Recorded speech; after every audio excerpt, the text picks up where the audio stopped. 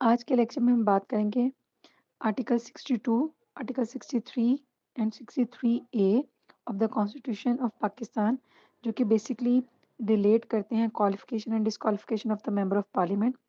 Actually, Constitution of Pakistan 1973 provides detailed provisions regarding the qualification and disqualification of member of National Assembly and the Senate.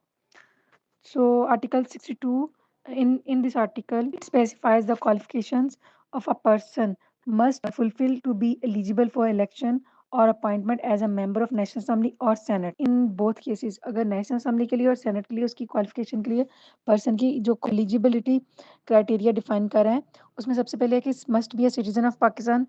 Secondly, for the National Assembly, he must be at least 25 years of age, or for the Senate, a candidate must be at least 30 years of age. It means national assembly के लिए 25 साल की as है, उम्र है, और senate के लिए 30 साल की उम्र फिक्स है. And secondly, mental fitness. It means the person must be of sound mind and mentally fit to carry out the duties of the parliamentarian. It means जो भी person eligible होगा वो mentally भी fit होना लाजमी है, because वो in future legislation करेगा स्टेट के लिए, पब्लिक के लिए. Next one is voter eligibility. It means वही candidate must be qualified to be enrolled as a voter in general elections. Mean as कि वो रजिस्टर्ड होगा जनरल इलेक्शंस के लिए as a voter. Next one is educational qualification. The candidate must possess a degree from a recognized institution. This is typically at least a graduation degree, although exact education requirements can vary.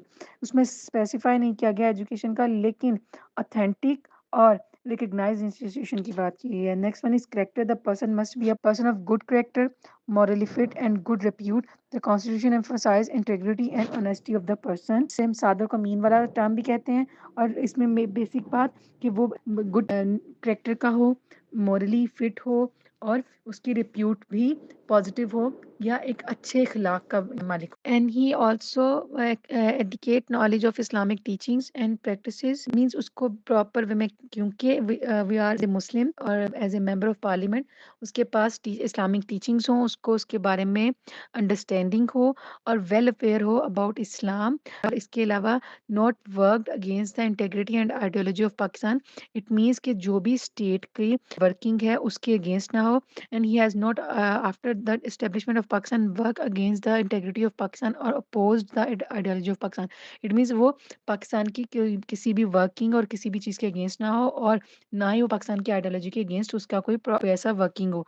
और second, most importantly honest and अमीन उसमें लिखा है, जिसको हम सादक और अमीन का term देते हैं, कि वो क्यों फुलफिल करे कि वो ऑन द बेसिस ऑफ सादक एंड अमीन, और ऑनेस्ट और अमीन की बेसिस पर वो वर्क कर रहा है, ऑनेस्ट पर्सन है. And for the non Muslims ने लिखा हुआ है, the disqualification specifies in paragraph D and E shall not apply to a person who is non Muslim, but such a person shall have a good moral reputation. It means जाहिर सी बात है ना कि जो पर्सन नॉन मुस्लिम है उनके लिए ये कैटेगराइजेशन नहीं होगी, जो माइनॉरिटी के लोग होते हैं, जो माइनॉरिटी सीट्स पे आते हैं. लेकिन उसमें उनका उसके साथ ऐड कर दिया है कि वो गुड मॉरल रेपुटेशन और गुड करेक्टर, कि उसका किरदार अच्छा हो, उसकी रेपुटेशन अच्छी हो. ये तो था article 62. Article 63 basically disqualification of the member of Majlis Shura और the parliament. Firstly, if he is not a citizen of Pakistan. Secondly, वो जिसका हम कहते हैं कि एज, वही वाली बात है जो उधर पूरी ना हो रही हो, कि 25 साल से कम होगा अगर नेशनल असेंबली में, और 30 साल से कम होगा सेनेट में, तो वो डिस्क्वालिफिकेशन. फिर उसमें आ जाता है अनसाउंड माइंड के. आर्टिकल 63 सब क्लॉज 1 कहते हैं जी, he is of the unsound mind and has been so declared by the competent court, के वो उसकी मेंटली अनफिट हो, मेंटली अनसाउंडेड हो, तो उस बेसिस पर, या उस मतलब फिट, मेंटली फिट ना हो, तो उस वो क्या है, डिस्क्वालीफाई कर दिया जाएगा. फिर उसके बाद अनडिस्चार्जेबल इंसॉल्वेंट. इट मीन्स कि वो insolvent means he is an undischargeable solvent, कि वो उसके पास इनफ मनी ना हो कि जो अपने डेबिट्स को पे कर सके जो उसने बैंक से लिए हुए हैं, या जो भी उसकी रिक्वायरमेंट है. Nextly, ceases to be work to be Pakistani citizen. Article 63 clause 1 sub clause C, उसमें कहते हैं कि he ceases to be citizen of Pakistan और requires the citizen of foreign state. It means उसने अपनी नेशनैलिटी, अपनी वो जो पाकिस्तान की नेशनैलिटी है उसको छोड़ के अपने किसी दूसरे मुल्क की शिप एक्वायर कर लियो, इस बेसिस पर भी उसको क्या है, डिस्क्वालीफाई कर दिया जाएगा as a member of parliament.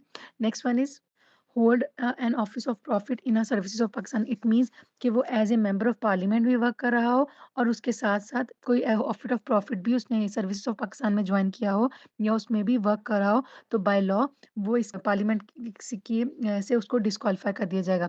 फिर उसके बाद next one is disqualify in Azad Jammu Kashmir as a member of legislative assembly. It means अगर कोई पर्सन एक टाइम में वो member of the national assembly इस पाकिस्तान की पार्लियामेंट में भी मेंबर हो और दूसरी साइड पर वो सिटीजनशिप एक्ट के तहत क्या है डिस्क्वालीफाई कर दिया जाएगा अगर वो उसी टाइम में आज़ाद जम्मू कश्मीर का भी अगर वो क्वालिफिकेशन के तहत वहाँ का भी मेंबर या रजिस्टर्ड पर्सन हो।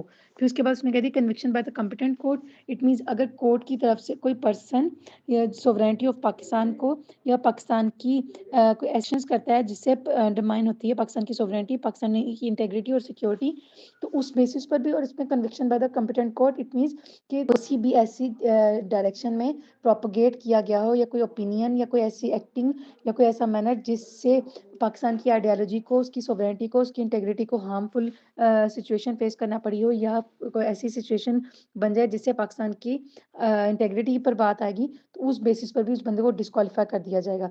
Conviction in moral offence. It means he has been on conviction for any offence involving moral turpitude sentence of imprisonment for the term of not less than 2 years unless a period of 5 years has elapsed since his release। It means कोई person जिसको moral टैप्टीट्यूड या उसके ऐसे behaviour या ऐसी किसी action की basis पर उसको कोर्ट की तरफ से कन्विक्ट किया गया और उसको सजा भी हुई हो 2 साल से कम ना हो उस टाइम पीरियड के लिए उसने स्पेसिफाई भी टाइम भी कर दिया। फिर उसके बाद dismiss from the services. It means वो किसी भी ऐसी public services service of Pakistan और सर्विस ऑफ कॉर्पोरेशन और ऑफिस सेटअप और controlled by the federal government और प्रोविंशियल और लोकल बॉडीज, मतलब कि उसको इन ऑफिस में से इन कह लें कि सर्विसेज में से किसी किस ग्राउंड पर मिसकंडक्ट की बेसिस पर उसको डिसमिस कर दिया गया हो, उस बेसिस पर भी उसको क्या है उसको डिस्क्वालीफाई कर दिया जाएगा by the member of Majlis Shura और द पार्लियामेंट। पहले तो था dismiss and next one is removed और कंपल्सरी रिटायर्ड। इट मींस किसी पर्सन को रिमूव कर दिया जाए या फोर्सफुली रिटायर्ड कर दिया जाए किसी भी ऑफिस से पब्लिक पाकिस्तान सर्विसेज में से फेडरल लेवल पर, प्रोविंशियल लेवल पर और लोकल लेवल पर किसी ऐसे ग्राउंड पर जिसमें उसकी मिसकंडक्शन हो, उसकी वर्किंग में, उसके बिहेवियर में, और unless a period of 3 years he elapsed since his removal और कंपल्सरी रिटायरमेंट। इट मीन्स उस टाइम पीरियड 3 years का डिफाइन कर दिया गया है, तो उस ग्राउंड पर उसने कहा कि रिमूवल उसको रिमूव किया गया हो और उसकी या फिर उसको फोर्सफुली रिटायर्ड कर दिया गया हो, तो उस बेसिस पर उसको डिस्क्वालीफाई किया जा सकता है from the member of parliament. फिर उसके बाद उसने कह दिया time period of retirement from the services. Means कि वो किसी भी पब्लिक सर्विसेज में as a worker statutory body और किसी भी गवर्नमेंट लेवल पर वो वर्क कर रहा हो जो, लेकिन उसको गवर्नमेंट की साइड से, स्टेट की साइड से उसको रोक दिया जाए सर्विसेज को कंटिन्यू करने के लिए। वो 2 साल के पीरियड का उसने टाइम पीरियड फाइन किया है, तो उस बेसिस पर भी उसका क्या है, उसकी जाहिर सी बात है ना मिसकंडक्शन में आ जाएगा या किसी ऐसी ग्राउंड पे आएगा जिससे उसकी परफॉर्मेंस पर इफेक्ट करेगा या उसकी एक्टिविटीज़ पर, तो जिसकी बेसिस पर उसको डिस्क्वालीफाई किया जा सकता है bye the side of parliament. Next one is obtained a loan for any financial institution। It means अपने किसी भी किस्म का उसने लोन लिया हो from the side of any financial institution. फिर उसके उसके अकॉर्डिंग उसके साथ साथ अगर मीन्स उसके फैमिली मेम्बर्स में से भी उसका स्पाउस और एनी डिपेंडेंट जो उसके ऊपर लोग हैं उन्होंने लिया हो और उसको 1 साल के अंदर अंदर पे करना जरूरी होता है। अगर उस साल टाइम पीरियड में ना पे किया गया हो तो उस बेसिस पर भी उसको क्या है डिस्क्वालीफाई किया जा सकता है या किया जाता है। फिर आ जाता है जी कोई भी ऐसी एक्टिविटीज जो कि सेक्टेरियन और वायलेंट एक्टिविटीज होंगी जो कि स्टेट के लिए और इंटेग्रिटी के लिए डैमेजेबल होंगी, तो उस बेसिस पर भी। और defection it means the person who defies the official party line और important matters such as confidence motions और vote on key national issues. It means कि कोई भी ऐसा जो पार्टी को खुद डिफेम करेगा, डिफेक्ट करेगा, उस पर्सन को भी डिस्क्वालीफाई कर दिया जाएगा by the side of parliament. Next one है जी article 63A disqualification on the grounds of defection. First one is member of the single political party. Article 63A if a member of parliamentary party composed of a single political party in a house, उसके condition बता रहे हैं कि resign और join another party. Vote और absentees from the voting in house.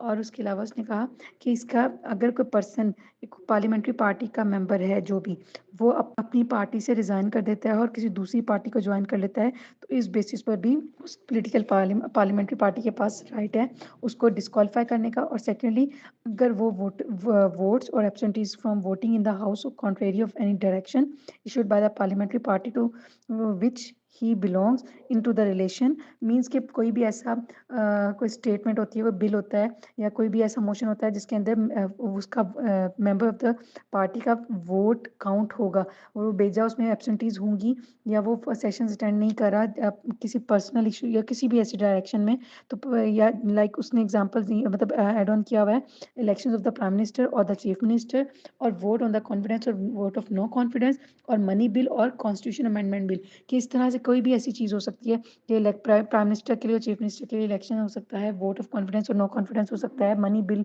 या finance से related कोई बिल या कॉन्स्टिट्यूशन की अमेंडमेंट का कोई रिलेटेड कोई बिल, अगर उसमें वो पार्टिसिपेट नहीं करता या वोट नहीं देता, तो इस बेसिस पर भी पार्टी हेड जो है तो डिफेक्ट कर सकता है। पॉलिटिकल पार्टी का जो हेड है उसके पास राइट होगा, वो रिटर्न फॉर्म में कॉपी जो है वो फॉरवर्ड करेगा declaration to the presiding officer. Automatic सी बात है, स्पीकर होता है प्रिजाइडिंग ऑफिसर, कि उसको कि इन ग्राउंड्स पर इसको हमारी तरफ से रिमूव किया जा रहा है उस पर्सन को जस्ट बिकॉज ऑफ कि उसकी एक्टिविटीज और ये एक्शन जो है वो अगेंस्ट है क्या है आर्टिकल 63A के, जो कि कॉन्स्टिट्यूशन में है disqualification on the ground of defection. फिर है जी पार्टी व्हिप है या जिसको इंस्ट्रक्शंस कहते हैं, जो भी पार्टी की तरफ से या पॉलिटिकल पार्टी की तरफ से पार्लियामेंट्री पार्टी की तरफ से कुछ भी इंस्ट्रक्शंस दी जाएंगी उसको फॉलो अप करना, डायरेक्शन करना, उस इशू पर मैटर पर वोट करना, वो भी क्या है किसी भी इंपॉर्टेंट मैटर पर, वो भी क्या है एक इम्पॉर्टेंट टास्क होता है पॉलिटिकल पार्टीज का नेशनल असेंबली में या सेनेट में।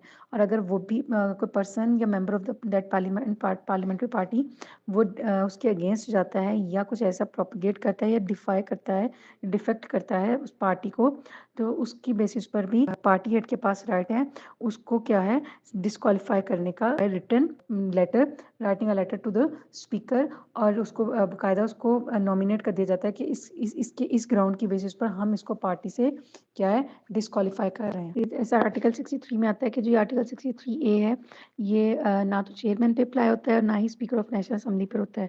और इसका purpose of the article 63A है कि basically house means national assembly और सेनेट, और इसका बेसिक पर्पज इसमें प्रिजाइडिंग ऑफिसर के जैसे मैंने पीछे बताया टर्म जो यूज़ की गई है, जब नेशनल असेंबली की बात आएगी तो वो स्पीकर के लिए होगा, स्पीकर होगा प्रिजाइडिंग ऑफिसर, और जब सेनेट की बात आएगी तो chairman speaker of the senate होगा, और जब प्रोविंशियल असेंबली की बात आएगी तब भी speaker of the provincial assembly presiding officer कहलाएगा। Application of article 63A, article 63A जो है ये 2010 की अमेंडमेंट के बाद इसमें ऐड किया गया था प्रॉपरली, 18 अमेंडमेंट जिसको कहा जाता है। मैंने कहा था कि उसके बाद से होने वाले तमाम इलेक्शंस और जो भी वर्किंग होगा उसके बाद इसको कॉन्स्टिट्यूशन में बाकायदा तौर पर ऐड करने के बाद इसको इम्प्लीमेंट किया जाएगा। ये था आर्टिकल 62, 63 एंड 63A, जिसमें qualification as a member of the parliament उसको डिस्क्वालीफाई किस बेसिस पे किया जा सकता है, और the disqualification on the basis of defection या डिफाई अपनी पार्टी को अपनी खुद बजाते खुद नुकसान पहुंचाने या किसी ऐसे एक्ट में पार्टिसिपेट करने पे कि पार्टी की साइड से किसी बंदे को डिस्क्वालीफाई या पार्लियामेंट की तरफ से उसको डिस्क्वालीफाई किया जा सकता है।